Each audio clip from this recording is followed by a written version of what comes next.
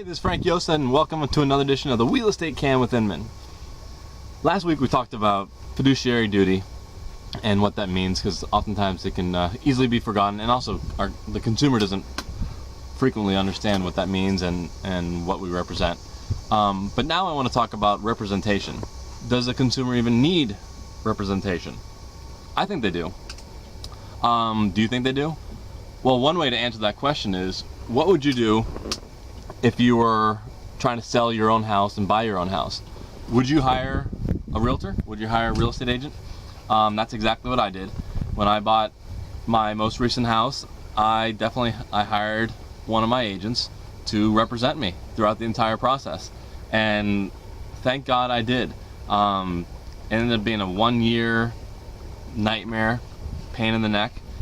She was able to keep me sane. She was able to do what I think one of the main benefits of a negotiator is, to be that buffer, is to be that person that is negotiating with the other side and said, oh, let me go check with my client. Negotiation 101 says you're not supposed to have the principal, the actual person who can make the final decisions, to be on the phone with the other side, because then it's too easy for the other side to say, well, what about this? What about that? And you don't have as much of a chance to be like, oh, well, let me go ask myself and get back to you. It doesn't work as well as having an intermediary. Any negotiation book that you read will say that it's best to have someone. Now, obviously, you have to have someone that you trust. So you have to trust the person to be a better negotiator than you are. And when you're thinking about whether or not you would hire someone, whether or not you could trust someone, think about what the client goes through. The client is thinking that same thing. How can we trust this person? Forget about fiduciary duty. Yeah, they'll try our best, but are they going to do as good of a job as the individual would be able to do themselves? And I am a steadfast believer, and I was so happy that I did that when I bought my house. I also did it when I sold my condo, when we moved out of the condo to buy the house. Used a different agent that worked with me, and thank God I did, because guess what? The person that ended up writing the offer was a friend of my best friend's mother, and when she found out that I was selling the place, she's like, oh great, this will be a great transaction. And I was thinking, the market is not great, this is not going to be fun. I don't want to be selling this, we got to turn here a little bit. I don't want to be selling this property to someone that I know that might think I'm going to give them some sort of special deal. I'm not going to cut off $10, $15, $20,000 because I like the person.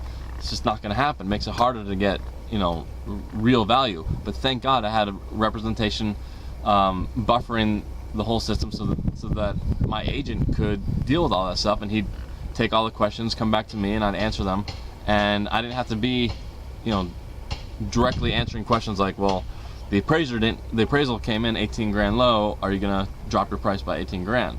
My answer would have been, if they had asked me, no.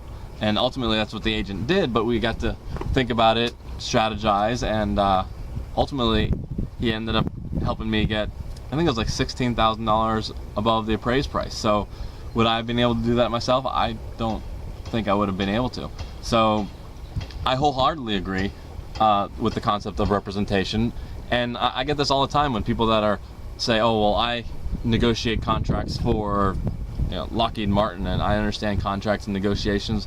I say, fine, but there's two things. One, they're not real estate contracts, so there is something to having done hundreds of transactions and knowing what's the norm, what's not the norm, what's kind of trying to reinvent the wheel and just weird. And agents don't like to work with people that just haven't done deals before. But secondly, if you know how important it is to have a negotiator that understands their trade and how much that person probably has saved their company, then they should be even more understanding of the benefits of someone that they trust to represent them in a transaction that they don't do all the time. And even if they did do it all the time, like myself, it's still better to have someone else. So what do you think? Have you ever hired another realtor to represent you?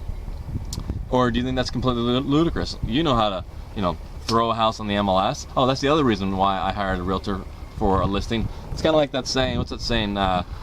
Shoemaker's daughter wears no shoes. If I was to do the listing, I have no accountability.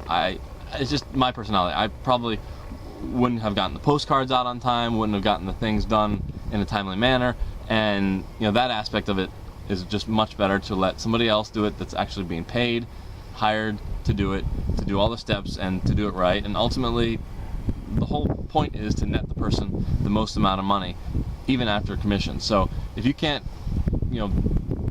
be worth more than your commission, then it's a really, really hard pitch. All right, so follow me on Twitter at Frankly Realty. You can retweet this, and you can also subscribe via YouTube and comment on Inman's page.